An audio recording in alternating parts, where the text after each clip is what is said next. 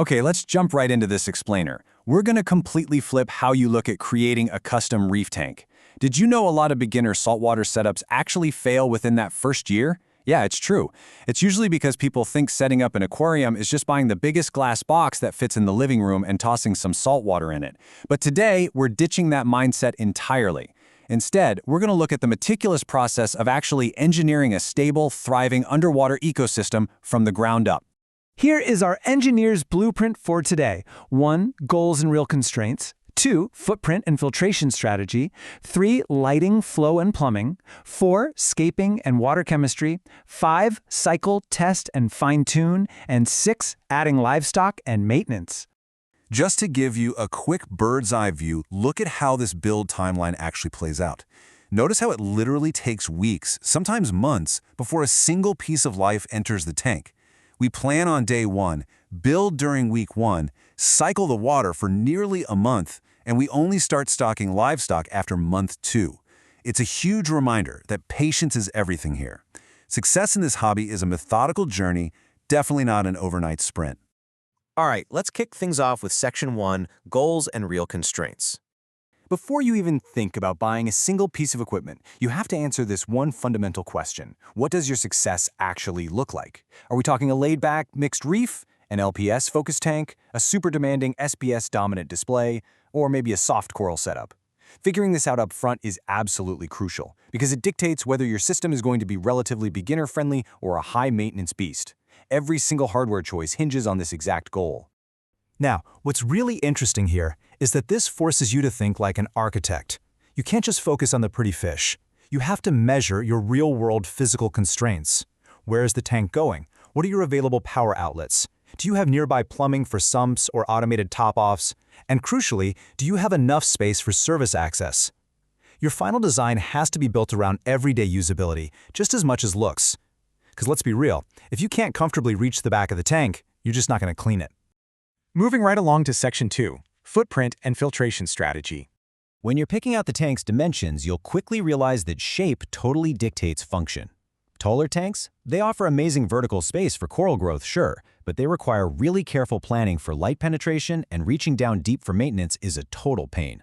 On the flip side, going with a wider footprint generally makes scaping the rocks and managing your water flow so much easier. You're basically trading vertical drama for horizontal stability. And when it comes to filtration, you're essentially choosing between two very distinct paths. You can go with a separate sump system, usually hidden away under the cabinet. This is super space efficient, hides all your bulky equipment, and gives you maximum flexibility. Or you can choose an all-in-one or AIO system. These are definitely simpler to install, but you're physically limited by whatever fits in that rear chamber space. So it's really a choice between endless custom flexibility and out-of-the-box convenience. Let's jump into Section 3. Lighting, flow, and plumbing. Okay, I cannot emphasize this enough. Reef tanks live and die by light and flow consistency. Let that sink in for a second. This is the absolute golden rule that should dictate every piece of hardware you buy from here on out.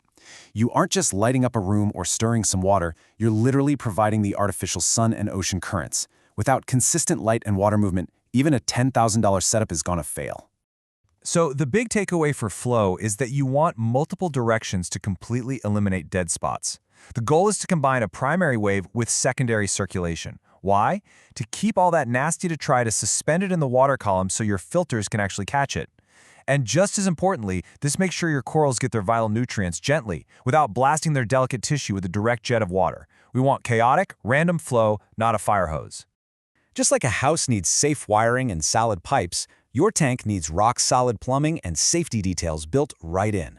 We're talking easy access to your sump and filter media, proper leak-safe bulkhead installation, secured tubing routing with spill containment, and mounted, clearly labeled controllers. You want fast troubleshooting. Believe me, when an alarm is blaring at 2 in the morning, you will be so thankful you labeled those pump wires. All right, now we reach the fun part. Section 4, Scaping and Water Chemistry. When you start arranging your rocks, what we call the scape, remember that you're building a structural foundation. You're acting as an underwater architect.